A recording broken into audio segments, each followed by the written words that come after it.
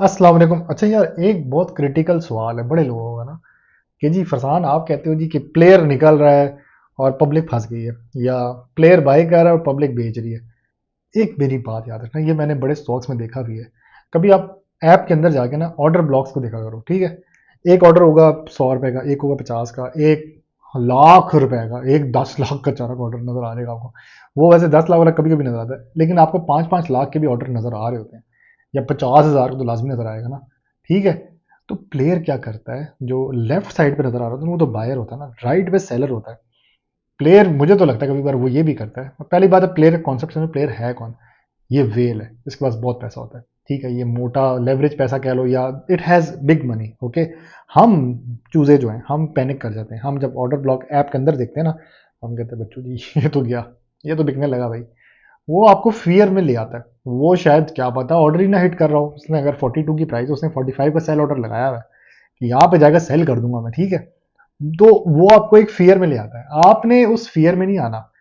हम लोग क्या करते हैं, स्टॉक गिरना शुरू होता है, हम डरना शुरू हो जाते हैं। स्टॉक गिर रहा, आप डरो मत। आपको गिरे यार, आजा और गिर और गिर, इसको गिरने दो। ये मेरे मेंटोर ने मुझे हमेशा एडवाइस दी है कि स्टॉक अगर गिरता है तो आपने पैनिक में सेल नहीं करना, आपने उसको और लो पे उठाना है। इसलिए अगर आपके पास 10 लाख का पोर्टफोलियो है ना, जी 10 लाख की बात करें, चलो जी 50,000 की बात करते हैं, 50,000 का पोर्टफोलियो है ना अगर आपके पास, ठीक है।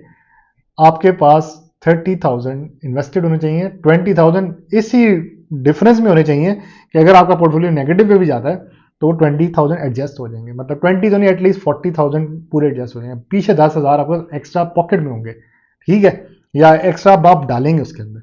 नहीं समझ आई, फिर समझा दो। 50,000 का पोर्टफोलियो है, 30,000 इन्वेस्टेड है, 10 और 20,000 आपने वैसे एक्स्ट्रा डाले हुए उसी अकाउंट के अंदर, कि अगर माइनस भी होता है तो मेरा जो है वो मामला एडजस्ट हो जाए। फिर आपने क्या करना है यहाँ पे, इन केस स्टॉक गिरना शुरू हुआ, आपने एक थट्टा सीमेंट लिया हुआ था जी 82 का या 96 का, फरसान में कहने पे ले लिया, बहुत आगे जाएगा 115, वो लॉन्ग टारगेट तो है उसका, इंशाल्लाह जाएगा भी। अब यहाँ पे क्या करोगे आप? वो टूट रहा है, मैं कहता हूँ 60 पे जाके एकमुलेट हो जाता है, या चलो 50 पे जाके एकमुलेशन शुरू होती है, फिर से मतलब जमा होता है, सपोर्ट जमा करती है, फिर वो उठना शुरू होता है। यहाँ पे 50 पे आपने फिर बाय करना है। हमें कैसे पता लगेगा ऐसे नीचे जाता कि नहीं? फिर आप ऐसे काम करो, अगर तो हर स्लॉट पे गिरता है ना, तो आपने 5% इन्वेस्ट और करना है। 5% डालो पैसा, जितना गिरता गिरने दो।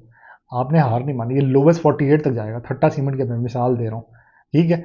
उसके लोवेस्ट पे आपने जमा करना है, ताकि आपकी एवरेज भी बेहतर हो जाए। आपकी अब 96 की बाएंगे, फिर आपने 50, 60 और 48 मिनिमम तक बाई किया ना, तो आपकी एवरेज एडजस्ट हो जाएगी। वैसे तो इंशाल्लाह क्लियर हो जाएगा मामला।